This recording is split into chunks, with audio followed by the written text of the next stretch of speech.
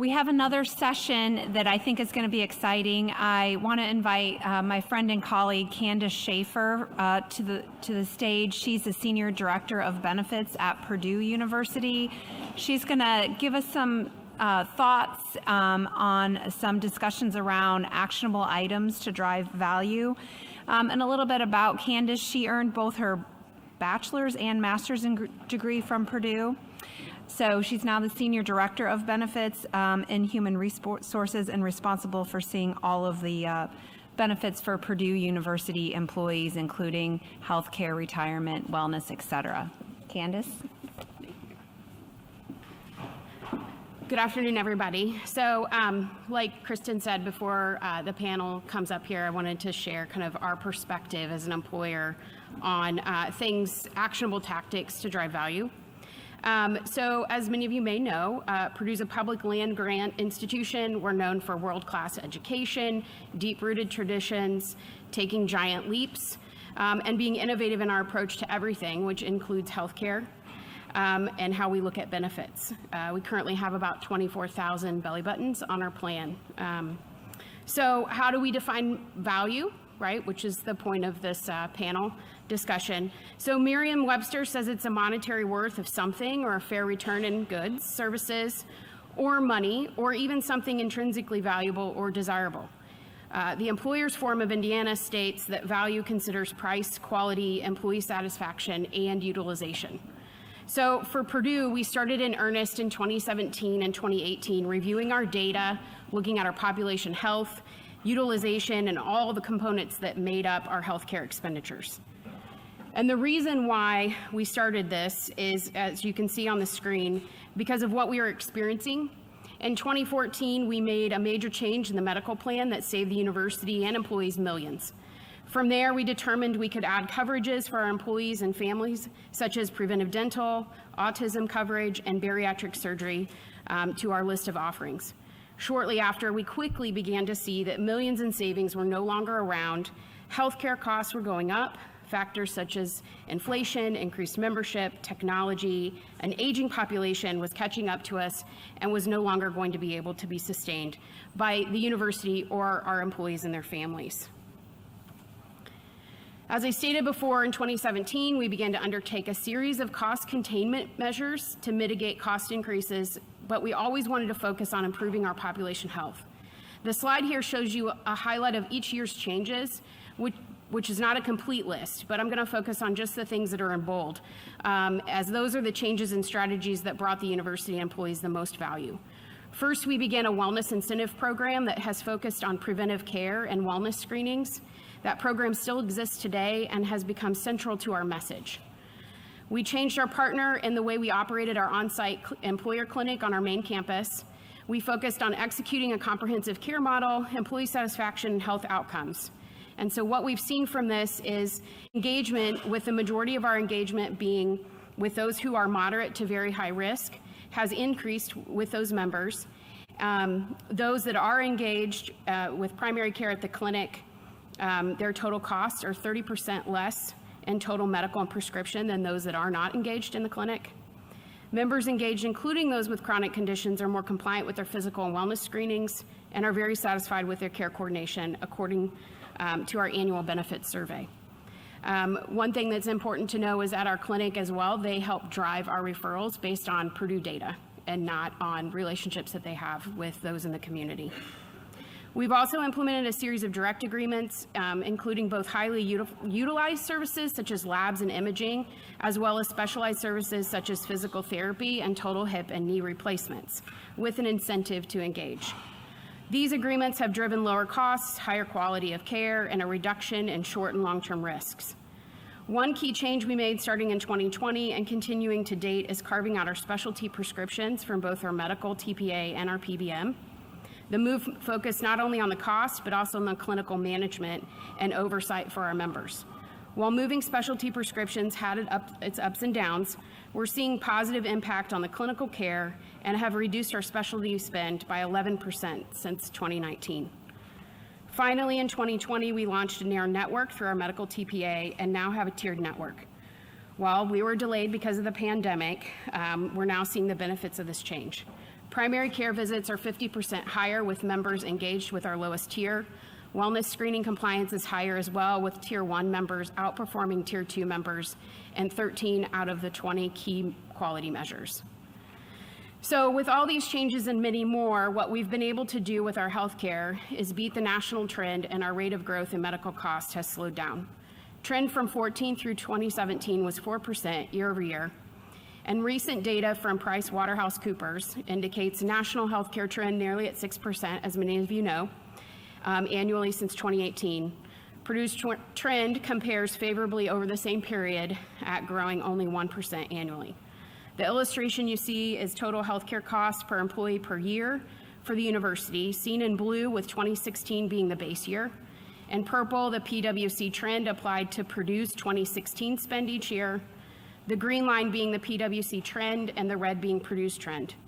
If Purdue were to have followed the national trend, employees and the university would be spending over $4,000 more per employee per year in healthcare, which based on our head count currently equates to about $48 million.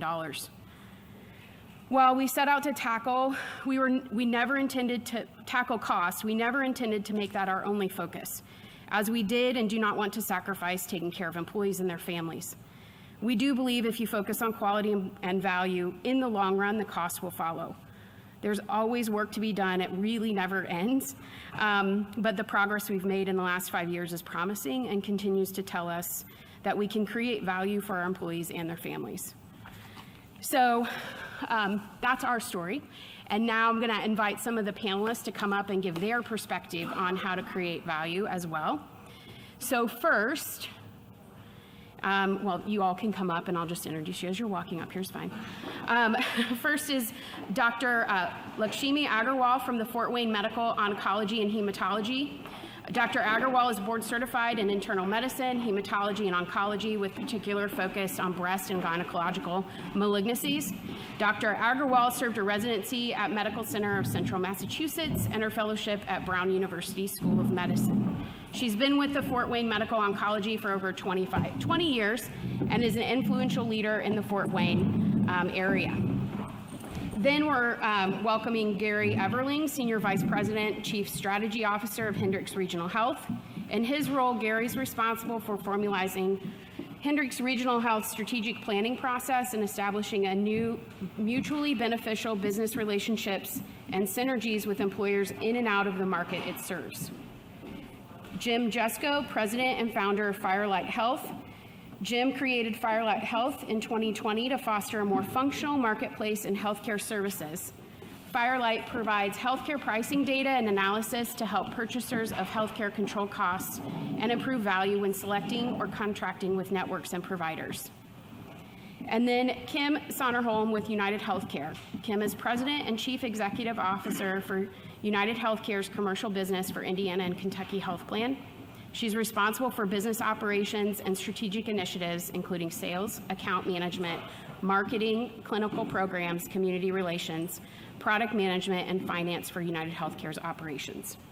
They have many more accolades, and I believe they're in your book. So anyways, thanks for joining today. So I have a set of questions for all of them, and then we should have time for audience, but you guys can come up to the mics in the meantime or online if someone is very curious about something. So what I want to start with for all of you to answer individually is, what are you and your organization currently doing to drive value in healthcare?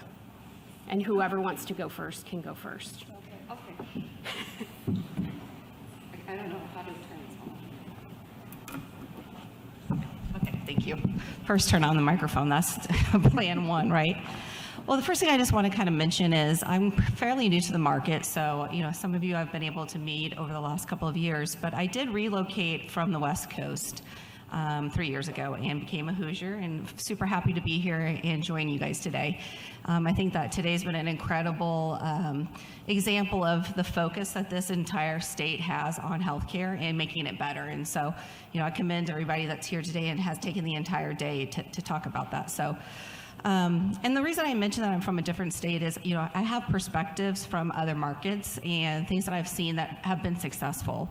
And when you think about what UnitedHealthcare is kind of bringing to the table, you look at our organization, and we have two separate companies. We have Optum, and then we have UnitedHealthcare, right? And what we're doing is we're trying to take all of the assets and resources in what we have across our enterprise and deliver a completely different, modernized healthcare system. And that's really based upon affordability of care, better outcomes, and ultimately a better consumer experience. We believe that the consumer experience has to get better. People cannot be burdened with trying to make the decisions themselves, and we'd like to see that be delivered by a change in how we reimburse our providers in the community. Moving away from fee-for-service and moving to a more value-based methodology and diversifying the payment mechanisms that we use in the marketplace so that we drive the behavior by the providers and they help drive patients where they need to go. And there's some other things that, I could share with you. I could honestly talk to you guys for hours about a lot of things that we're doing, but some of them are going to be disruptive. And as employers, I'm asking you to come along with us and be part of the ride and be part of the journey and be willing to take some chances with us as we disrupt the healthcare delivery system. And so, I hopefully there will be some questions that I'll be able to talk to you a little bit more about some of the plan designs and benefit designs that we have put in place that take some of that transparency information and simplify it into copays and things that consumers can actually understand so that when they go to access care, they are being driven to the highest quality, the most cost-efficient providers. And there's not unknowns around copays, deductibles, co-insurances. So, hopefully we'll be able to get into some of that dialogue today as we go throughout this. Thank you. My name is Jim Jusko, and I founded Firelight Health only a couple of years ago. We're a small company and tend to focus on small companies. And it's odd in a way to speak about them because they are the absent party here today. Having always worked at small companies and founded a couple of them, if you're running a small company, it's a rare luxury to have a day to spend at a fantastic event like this. You're not here. You're probably not even in the online group.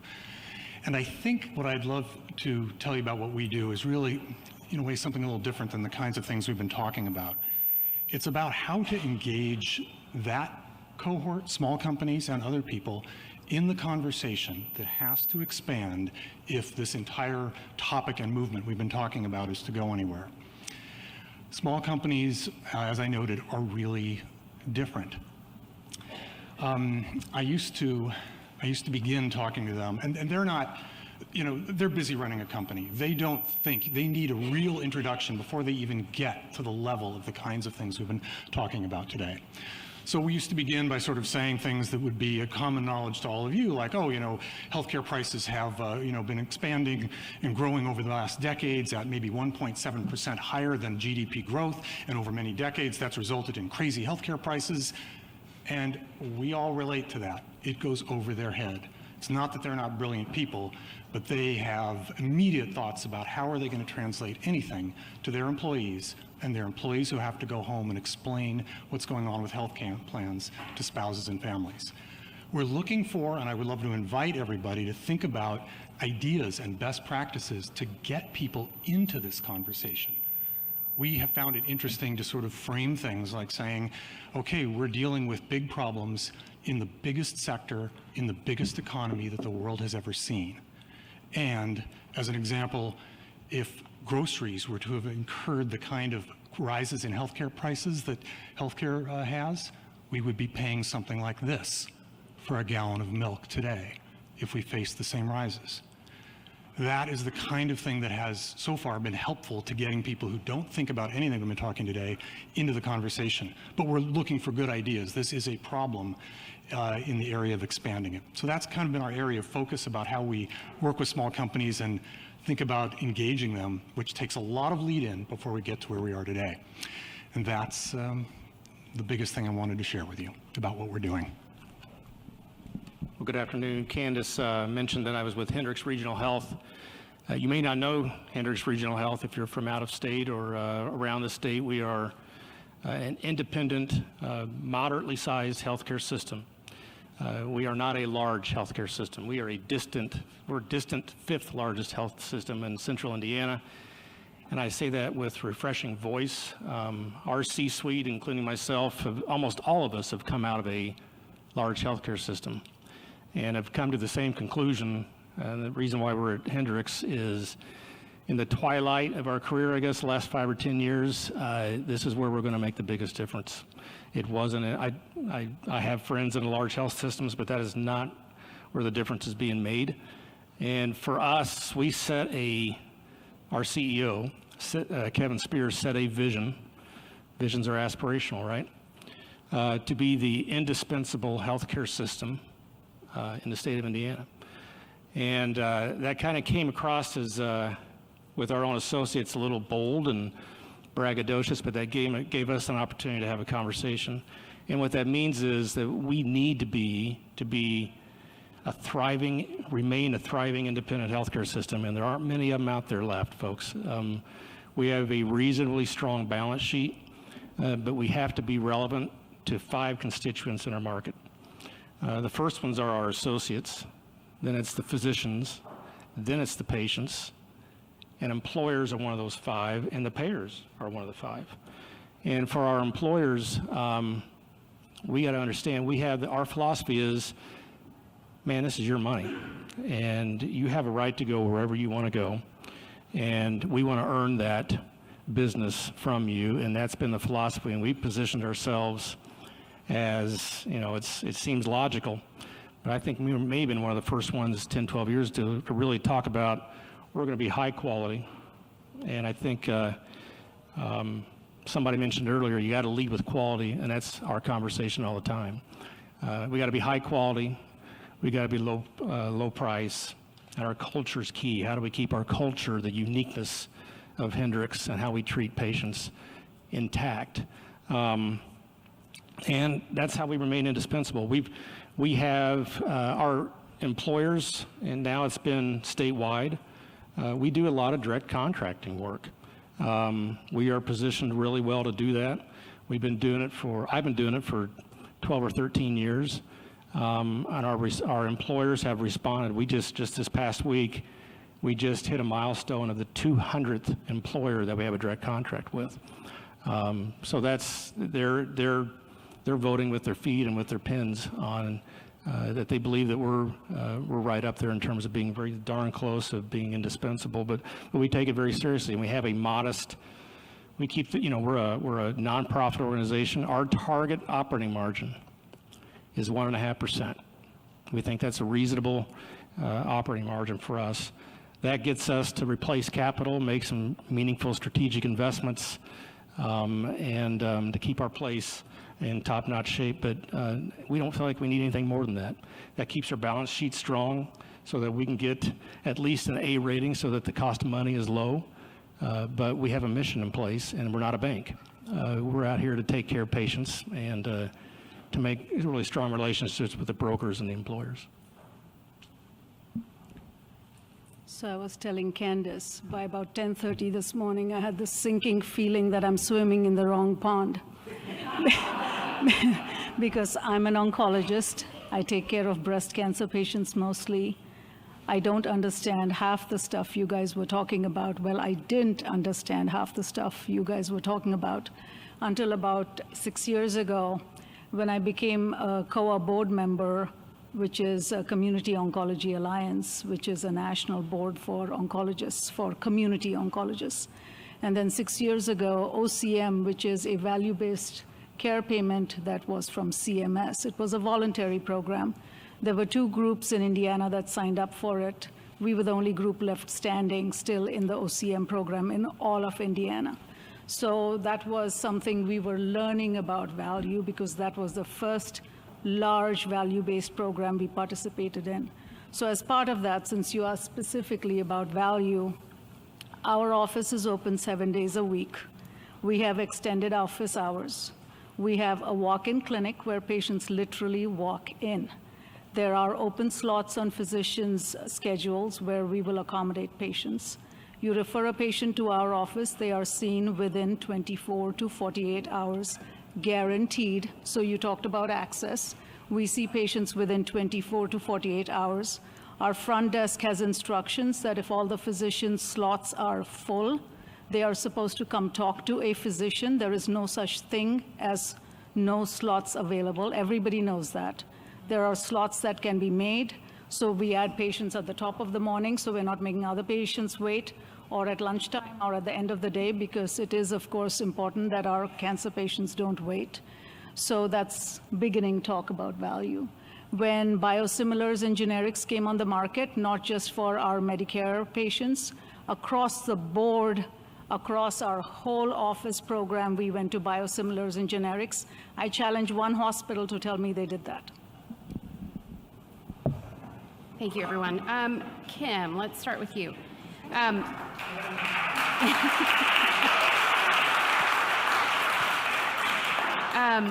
So your experience not being in Indiana, how do we move Indiana from fee for service to fee for value and quality? And then I'm going to double up your question so that you can answer kind of both of them. With UHC's push for value-based care and being successful in other areas of the country, what are the outcomes that you're seeing? Yeah. So one of the things I thought was interesting today as we looked at some data is I didn't see systems that I'm very familiar with from out west, for like example, California Kaiser, right? The Kaiser model that they have out there, where they are not paying fee for service. They're paying risk-based arrangements. They're paying for outcomes. They've really changed the dynamics and how they're actually reimbursing the providers. Granted, a lot of their infrastructure is their owned infrastructure, but they still do that with community physicians. The model that I came from, very similar. It was you're paying providers and you're asking them to have skin in the game with you, not necessarily the patients. And that way they're incented to drive people to the site of service where it makes the most sense, where they're going to get the highest quality of care. What you see in those models is you see better outcomes. You start to see people closing gaps in care. People are incentivized to do the preventive health that today they're not necessarily incentivized. If I'm paying you for every single time somebody walks into the room, why will you spend that hour with them to talk to them about nutrition, talk to them about all these other things, right? You're not incentivized in the current fee-for-service structure. And I can't even talk anymore, the fee-for-service environment to do that, right? And so that's the real dynamic in this market that we're trying to shift. If you look at Medicare, Medicare is reimbursing at 100% of Medicare, and they've had to change their methodology and how they reimburse and start to move to these models because they can't even control costs at 100% of Medicare. And so while we do have an issue that I feel like we are working on, and it's not something that any one person owns, I'm not pointing fingers to anyone. I believe this is something we all own. I own it. The facilities own it. I feel like the employers are going to have to help us come along with us and be part of the solution. And so as we start to make that transition, sometimes, I can't remember who said it, but it might have been Marilyn or Debbie or somebody else that was up here. We might not have every provider. They might not all come along with us, right? I've had a lot of conversations in the last 3 years, and there are partners who see this and they see the value in this and they want to improve the health outcomes in the state of Indiana. And there's others who would like to keep status quo the way it is today. And so I think there's going to be some of that disruption and investment, and I'm hoping that we will get buy-in from employers who are willing to take those chances with us. Thank you. Gary, I don't think you mentioned this, but when we spoke, you told me that many of your direct agreements are with schools. And so I'm just wondering if you would share, how or why did you decide that going with those direct agreements with those schools would be the best next steps for you? And then if you're willing, can you talk about some of the measures of quality that you're including in those agreements that maybe help drive value? For these direct arrangements, it's really, we talked about this at dinner last night. It's a combination of having the right people involved and sitting at the table together. You've obviously got to have a health system that's positioned and can execute on it. You've really got to have a broker that is willing to do all the right things and actually really willing to lean in and do some things that are very, very different. We've got to have a TPA that's cooperative and involved and can do things a little bit different. And for us, we have, I mentioned the 200 employers. We don't have that many brokers involved in doing this. There aren't many that, in our experience, that that really fit well with us. You know, Brown and Brown, this is Richard Sutton's team. I've known Richard for a long time. Richard's a big fish in a big pond, and he does the right things, and his team does the right things. And he represents a lot of schools in the state of Indiana. We philosophically align ourselves trying to help out those organizations like school systems that are the future for our community and build strong communities. They're tax funded, so that's another huge benefit. This is an opportunity when we work with schools that, my personal philosophy is, man, if everybody can't win on a deal, I'm not doing it. And if this is where everybody wins in these arrangements. And so, you know, the school systems, they just generally tend to be your larger employers in any given market. They have employees that are highly concentrated in a tight geography. They need this desperately. We need teachers desperately. Sometimes we've had school superintendents say that the arrangements that we've been able to partner with them are the main reason they've been able to give teachers raises and the main reason they've been able to keep teachers on. So, and you know, most of them are either self-insured on their own or through a trust that they're a member of, that they're self-insured. So, I mean, all those stars align to, it's really a great, it's a great sector of our economy that we like to work with. And, you know, since January 1st, we have a center of excellence that we rolled out that's specific to orthopedics. We lead with quality in all those. There's CMS data that talks about the comprehensive care for joint replacement, very specific to our service line that we do really, really well in. And there's not another orthopedic program in the state of Indiana, by CMS's data, that does better than we do. And so we've been out talking about this we've talked about it so far with 131 school systems throughout the state of Indiana, and 130 have signed a direct contract with us to do that. And so that just blew me away. I couldn't believe the responsiveness, but it just shows you that my industry has tended to make it very unnecessarily difficult to find value, and it just doesn't have to be that way. Okay, Dr. Aggarwal, why or how is oncology different than other healthcare, and how does that impact how value is found in your area? So, like you just said, orthopedics may be a one-time event. That's not the case with oncology. Even in the curable cancers, the patients may initially have an intensive treatment, but then it's an ongoing follow-up with the oncologist. So that's one thing, that it's not a one-time. So you cannot go for a one-time travel an hour and a half or 2 hours away and have a special deal.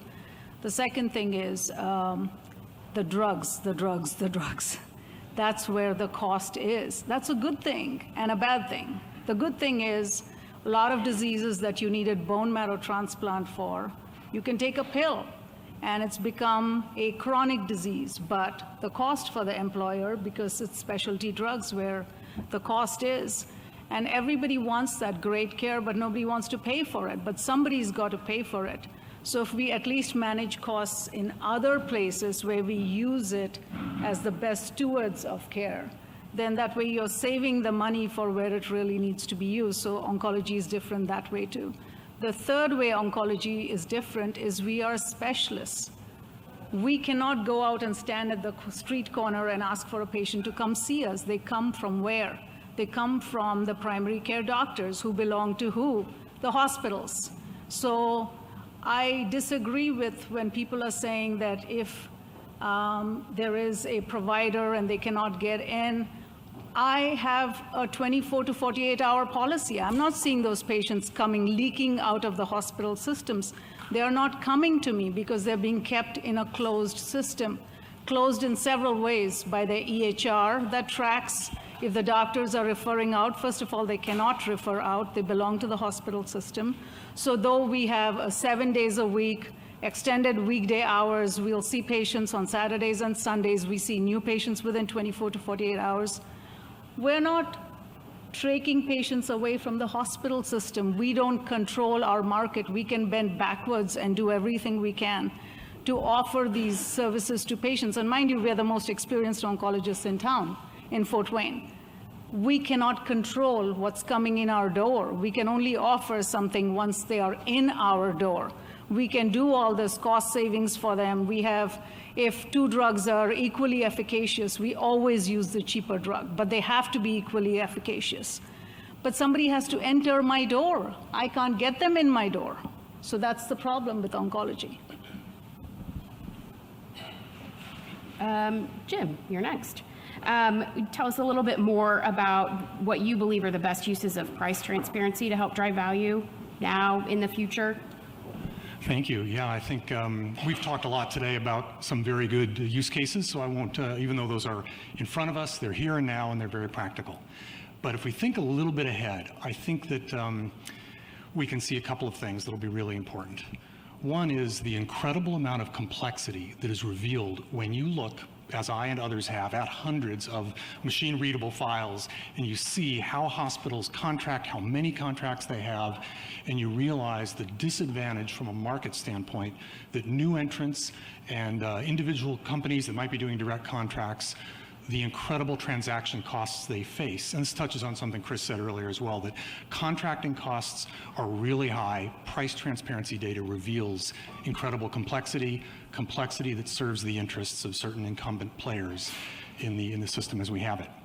A second area, and the last one I'll talk about that I think is a little further out there for price transparency, but it's coming around and it will be really meaningful for our discussions. We have made a good distinction today about price and quality. Both are really important, and they are certainly distinct concepts. However, there's a point where we can collide them together and elevate the conversation and the attention that will come to the issue that we've been talking about today. And that is around the idea of cost-related non-adherence or cost-related treatment neglect as a cause of mortality.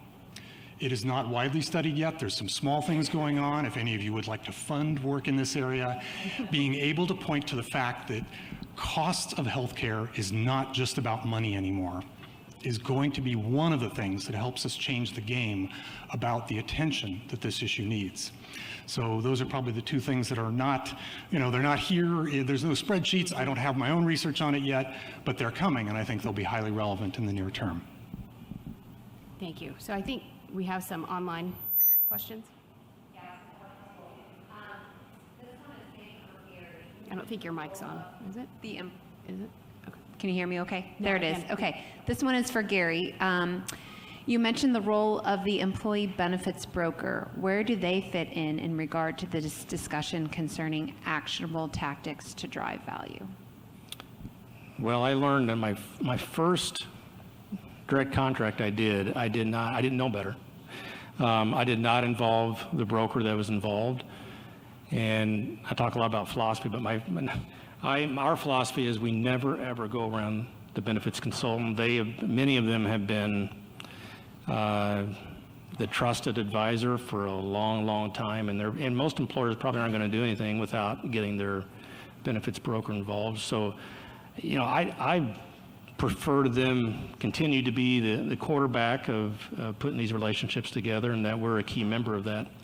And I hope I answered that question the way it was intended. One other question, and that is probably for Dr. Aggarwal. Someone is asking, are oncologists willing to shift their compensation to be very different than today? For example, $500 for an office visit with all chemotherapy and J-codes included. Pay for your specialist training, not margin on drugs. I have a feeling you have an opinion on this one.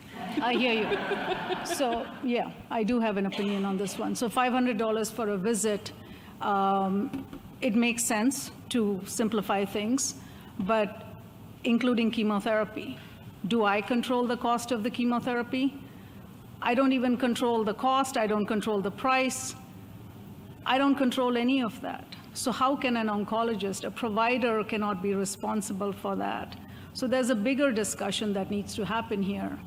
The cost of drugs in oncology is the biggest cost.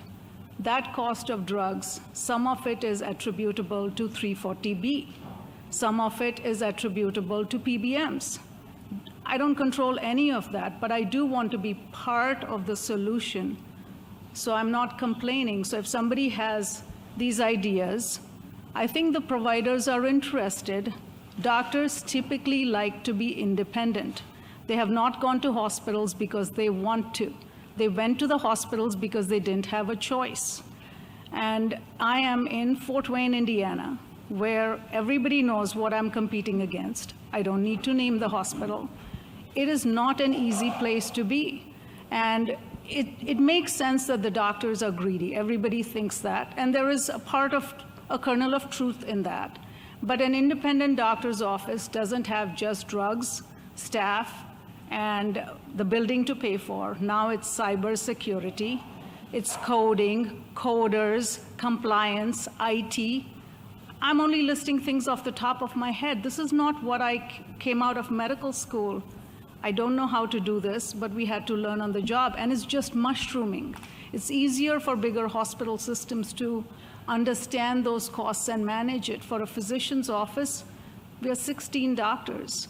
I wish it was that simple. I wish it would be a flat fee, and maybe it'll come to that. But I don't have a solution for that as things stand, because drugs are very expensive, but drugs are what is a portion of it that has helped the cancer ball move forward. I think oncology has changed more than any other field. I think it's commendable what has happened in oncology, but I don't control the cost of drugs. And I understand where the person who's saying is that the doctors get a margin of the benefits on drugs. There is a kernel of truth in that, but that is not the whole truth. The cost and the price of drugs are different. I am not the one that is pocketing majority of the money on that drug margin. It's going in a lot of places that are hidden underground that people don't even know about. I'm the easiest neck to wring, so be it.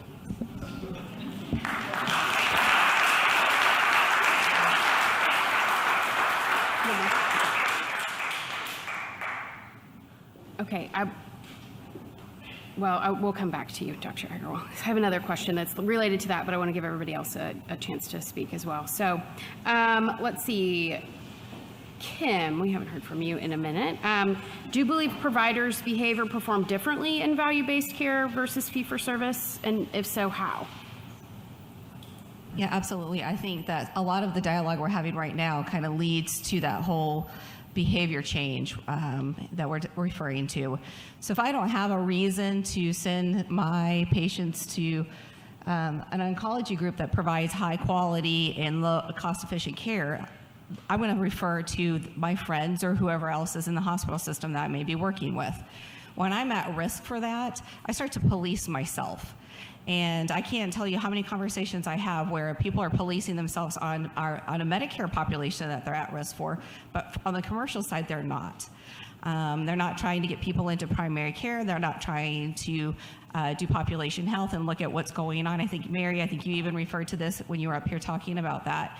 It completely changes their behavior because now they have skin in the game and they want to ensure that the patients are coming in when they should be coming in, and they're making the outreach that they should be making across both commercial and Medicare. And so, that's the vision that we have, is how do we really change the system and get it to be a place that it needs to be at.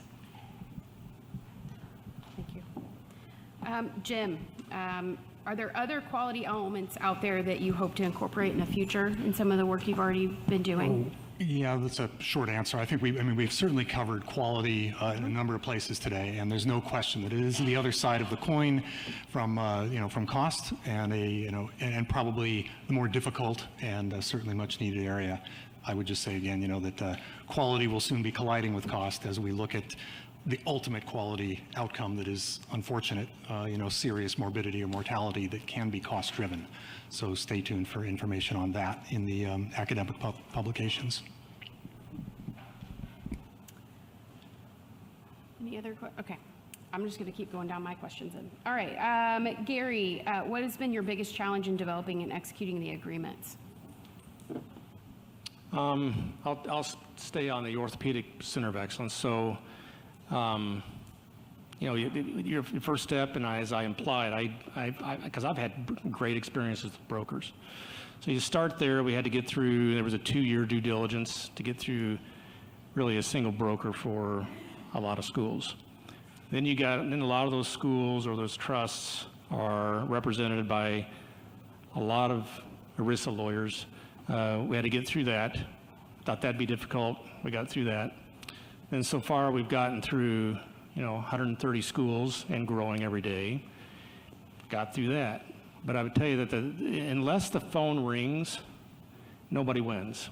And now we've got 50,000 lives growing every day. And the biggest challenge for this to be successful is, man, how do you keep this information in front of employees and employers all the time so that when the need arises for orthopedic surgery, they know who to call. They know there's an option for no out-of-pocket. Now, there's an option, not only is it no out-of-pocket, but there's a lot of cash that the employer is willing to pay because of our rate that we negotiated. That's surprisingly, that's been the hardest thing, is how do we stay in front of the patients when they need it the most? And so we're putting together a marketing toolkit for the school systems benefit administrators so they could send something out either through video or testimonial or what have you on a whatever cadence that they feel like is the right cadence for them. But just staying in front of patients and when they need it at the right time. All right, we have another online question for the panel. We can talk about different types of models of value-based care, fee-for-service.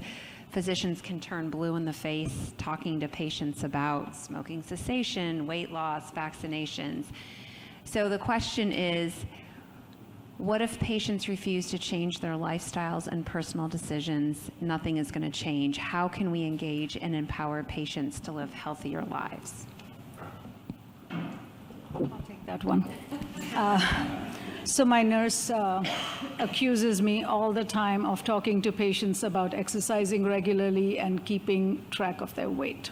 And she says, will you ever stop talking about this? And I tell her, I will never stop talking about this. I have a patient who told my nurse, I wish I was seeing the nurse practitioner today. And she said, why is that? She goes, Dr. Aggarwal told me I had to lose 10 pounds before I came back to see her. I just started exercising last week. So the truth is, having said that, all jokes aside, you talk to 100 patients, 2 will actually take you up on it. And those 2 are good enough because those 2 really stick with it. And it is really one patient at a time. And we cannot be paternalistic and say you do this if you want. You have to tell them why. And it's not really on the patient. Look at us as a society. We get together as families. What's the thing we do? We eat. We don't go out for a walk and come back and make salad together. It's a larger, broader societal change that will need to happen, not in a doctor's office. But I think a doctor is a trusted source. A lot of patients tell me things they probably won't even tell their priest at their church. So it is a trusted source, and it is my responsibility, and I take it very seriously.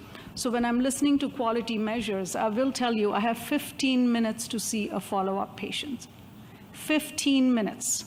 Out of that, the electronic health records, gathering of data, reviewing it before I walk into the room to get ready for the patient visit takes me 8 minutes. How much time does that leave me to actually talk to my patient? And I am one of those physicians that doesn't take the computer into the room, which means I document everything at the end of the day. When are we expecting physicians, nurse practitioners, physician assistants to talk about this? Because I sit here and listen about quality data, this metrics, that metrics.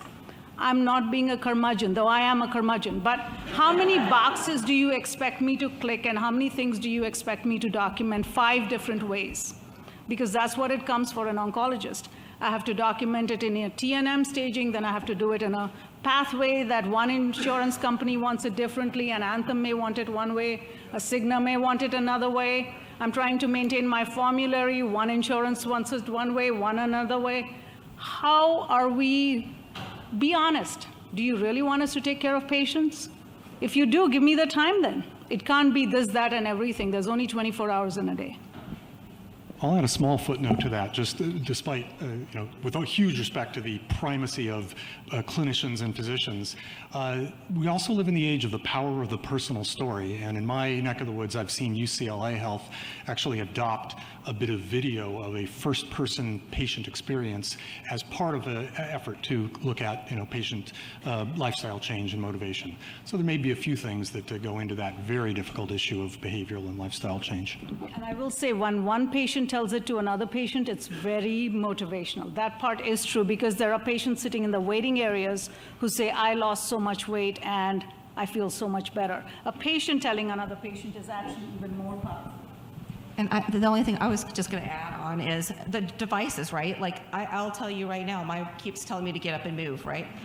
Prior to having this, maybe I would have never thought about that, or realizing that because I went up some stairs to go from the basement back up here, that my heart rate was elevated. Maybe I need to do a little bit more exercise. So there's a lot going on from a technology standpoint that I think is helping drive better health and better health decisions, because we're starting to be more and more aware of what's going on with our bodies through these small technologies that have been, coming out every single year. You see something new. So I do think that also plays into it as well. No more? Okay. So we have a few more minutes left, and I'd like to ask each of you to kind of speak to, we've heard a lot of opinions today, a lot of insight, new tools out there for employers, consumers, maybe you as well. Is there anything that you're going to think about or do different, or want to pursue further as you go out there and try to, drive value based on your role in this kind of big puzzle? I didn't tell him I was going to ask that, so it might take him a minute. I'll throw out a couple of quick comments. It just maybe as I do second the idea that the benefits consultants and broker community is really important, especially in the small and mid-sized companies where they don't have the time and resources, and helping these companies realize that there sort of is a continuum of the attention that they may want to apply toward using price transparency and other tools to do better for their employees. It might be that just being more conscious of choosing and more analytical in choosing the network you use. For someone else, it might be direct contracting. For someone else, it might be reference-based pricing. There's a lot of places like that. Maybe a more structured program for handling claims disputes. There's a bit of a continuum, and there's usually a place for every company to move to a better one without it seeming like an unbearable leap.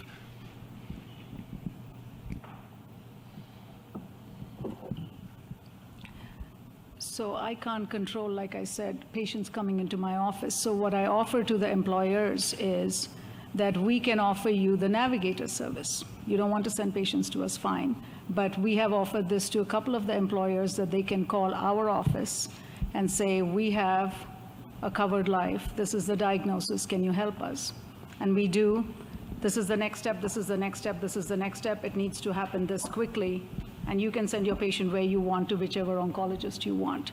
So that is something we've offered to several employers. Now, built into their contracts is this, when the large hospital system says you cannot send your patient here. So these are smaller employers that do not have that in their contract. That's where we can do that for them. And we don't demand that those patients come to us after we've done the navigation for them. We just think we can educate Fort Wayne doing it that way. So we've offered it as a service to the community because we owe it to the community. For me, one of the things, I don't know if this is on. I keep doing this wrong. So there we go. I think one of the things that, kind of stuck with me today is how can we do a better job of connecting the dots across the healthcare continuum, right? It's very disjointed. And is there a way that we can do a better job? We are developing technology and innovation that sits into EMRs to provide data and serve it up to providers at the time that they're seeing a patient. But, is there other things that we can come up with and other ways that we can connect the system so that when you go from the parking lot into the doctor's office, they already know about you, right? Today, I don't know of any other industry where you walk in and we're completing forms again and, you're starting all over again with the visit. And so a better way to connect the system so that we're sharing information across the entire continuum, whether you leave one health system and go to the next health system. Is that something that, really came to my mind as I was listening to the conversations today on how can we do a better job of that as a community? guess the thing that jumps to me is, and I kind of sensed it in the room as I listened to the experts. We do an annual survey, sort of a hospital preference survey, image survey, and this is just in our market, so it's a small, relatively small geography. But patients in our market, anyway, it's 80% that patients do not shop on price and do not shop on quality. And it's because it's so darn confusing. But who is it's the employer that's it's still doing that. That's who's driving this. They're still confused, but I think there are a lot of roles in this room that when we all work together, and I mentioned it before, the best outcomes, and it's reinforced today, in my experience, has been when literally the employer and the broker and the TPA and their preferred provider and maybe others are sitting at the table on a regular basis talking about these issues. And there's now, it's unbelievable some of the resources that are coming out to help these teams. I will say one thing, Candace. So medicine is unique. If your car breaks down, I think you'll ask 10 people an opinion on who's a good mechanic. But in medicine, it's not like that. Your primary care doctor sends you somewhere. You're just going to go right down that road and go down that funnel and tunnel and go wherever you're sent. You're not going to ask the question, do I have an option? You'll shop for a dress or even a meal more than you will for your medical care. And that's really what's happening. I see that as a provider, and I wonder, why'd you go there? And I'm surprised that people just have faith, and we've not lived up to that faith. Are there any other questions? And they'll drive farther for their favorite restaurant than the best healthcare provider. That's amazing. That is for sure. A once-in-a-lifetime procedure. I won't hold this up too much, but I'm Corey Johnson with JA Benefits, and I would just say we haven't had a provider, I think, in the room. Certainly people's background has been providers, Mary and others, Gloria. So thank you for being here, because I think we have to have this tough conversation, and it's going to be hard. But I think if we don't feel burdened by it, but feel the excitement of the opportunity, which I've heard from many people today, it can be we can change the world. And I'm, not young as I used to be, but I still think I have time to do it. And I think we are having the conversation that you have in your provider office. You're going to tell your patients things they don't want to hear. And we're all in all of our roles going to tell each other things we don't want to hear, but we have to have the conversation. So I just want to thank you all for being here. Kim, this includes you, because not every carrier is here. So we appreciate that. And that's not really a question, but Gary, you've said the same thing. The conversation matters, and it's a difficult one, but I appreciate you being here. So thank you. Thank you.